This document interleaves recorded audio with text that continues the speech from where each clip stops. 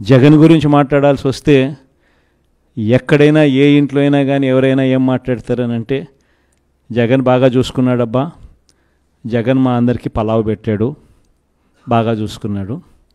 కానీ చంద్రబాబు నాయుడు బిర్యానీ పెడతానన్నాడు, కాబట్టి కాస్తో కూస్తో మోసపోయాము. ఇప్పుడు ఆయన పాలన వచ్చింది, బిర్యానీ పోయింది, పలావు పోయింది, పస్తు పండుకునే పరిస్థితిలోకి వచ్చినాము అని చెప్పి మాట ఇవాళ ప్రతి ఇంట్లో కూడా వినిపిస్తూ ఉంది. కాబట్టి ఖచ్చితంగా చంద్రబాబు నాయుడు చేసే మోసాలు అబద్ధాలను చాలా వేగంగా ఆయనకు చుట్టుకుంటాయి.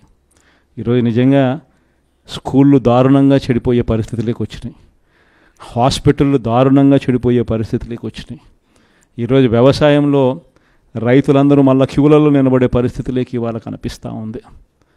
ఇవాళ మొట్టమొదటిసారిగా మనం అధికారంలో ఉన్నప్పుడు నేరుగా ఇంటి దగ్గరికి వచ్చి తలుపు తట్టి సేవలు అందించే పరిస్థితి నుంచి ఇవాళ మళ్ళీ తెలుగుదేశం నాయకుల చుట్టూ తిరగాల్సిన పరిస్థితులకి మళ్ళీ ప్రతి గ్రామంలోనూ ఈరోజు ప్రతి పేదవాడు కూడా చేయాల్సిన పరిస్థితులు మళ్ళీ ఉత్పన్నమయ్యాయి.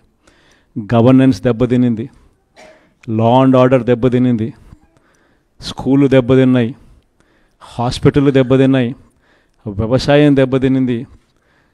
పేదలకు ఏదైతే తాను చేస్తాను అని చెప్పి ఏదైతే చెప్పినాడో ఆ చెప్పిన ప్రతి మాట కూడా అబద్ధం కింద ఈరోజు రుజువు అవుతూ ఉంది.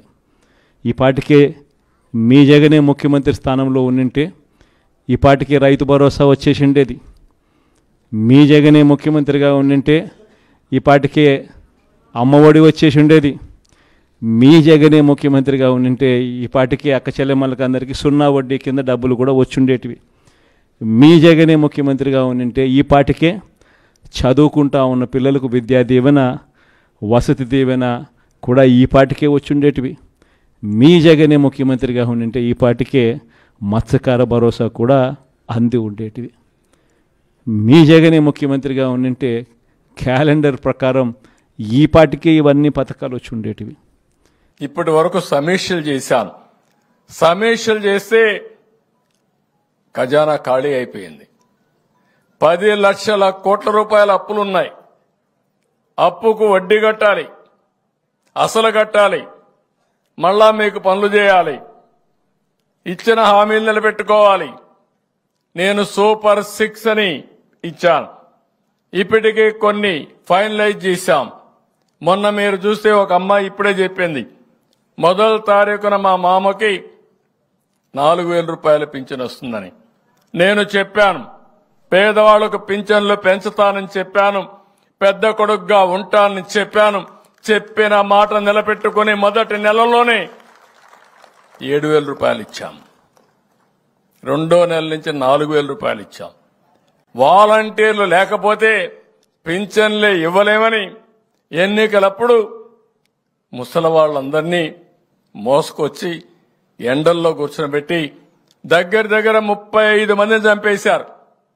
నేను అందుకే ఒక సవాలుగా చెప్పా, రేపు వస్తానే ఒక్క రోజులో 1 గంట నాకు సమయం ఇవ్వండి, ఎందుకు ఇవ్వలేమో నేను చూస్తానని చెప్పా. ప్రజలు అవకాశం ఇచ్చారు. ఒక రోజులో 99% ఆ ఊర్లో ఉండేవాళ్ళు కాకుండా అందరికి ఇచ్చాం. ఇచ్చామా లేదా మీరే చెప్పండి. అసాధ్యమని చెప్పారు. అసాధ్యాన్ని సుసాధ్యం చేసే శక్తి ఈ తెలుగుదేశానికి ఎన్డీఏకు ఉందని మరొక్కసారి మీ అందరికి విజ్ఞప్తి చేస్తున్నా. మంచి రోజులు వస్తాయి. అందుకే రేపు ఆగస్టు మళ్ళా 15వ తారీఖున అన్నా క్యాంటీన్ పెడుతున్నాం. గిరిజన ప్రాంతాల్లో అన్ని మండలాల్లో అన్నా క్యాంటీన్ పెట్టే బాధ్యత నాదని మీ అందరికీ హామీ ఇస్తున్నా. ఎందుకంటే పేదవాళ్లు ఎక్కడుంటే అక్కడ మనం అండగా ఉండాల్సిన అవసరం ఉంది. ఇదే కాకుండా మీ భూములు కొట్టేయాలని ఒక స్కెచ్ తయారు చేశారు. ఆ భూముల్ని కాపాడడానికి ల్యాండ్ టైటిలింగ్ యాక్ట్ కూడా రద్దు చేశాను. ఎక్కడికక్కడ దోపిడీ జరిగింది, భూ కబ్జాలు జరిగాయి, ఆస్తుల్ని కబ్జా చేశారు, బెదిరించారు. అవన్నీ చట్ట ప్రకారం యాక్షన్ తీసుకుంటాం. నేను ఎక్కడా రాజకీయ వివక్షత చూపేను, అదే మరిగా రాజకీయ కక్షతో ముందుకు పోను.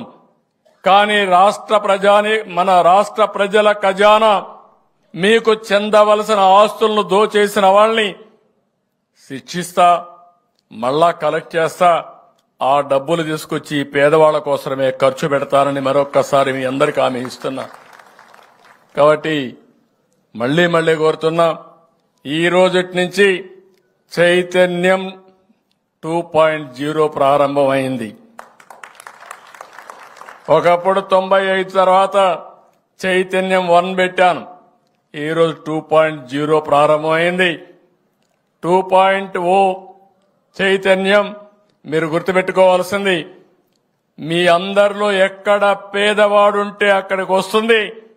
మీకు కావలసిన వనరులు ఇచ్చి మీ పేదరికం నుంచి పైకి తీసుకొచ్చే బాధ్యత ఈ ప్రభుత్వం తీసుకుంటుందని మరొక్కసారి మీ అందరికీ హామీ ఇస్తూ, మరొకసారి అంతర్జాతీయ ఆదివాసీ దినోత్సవ సందర్భంగా మీ అందరికీ అభినందనలు, శుభాకాంక్షలు.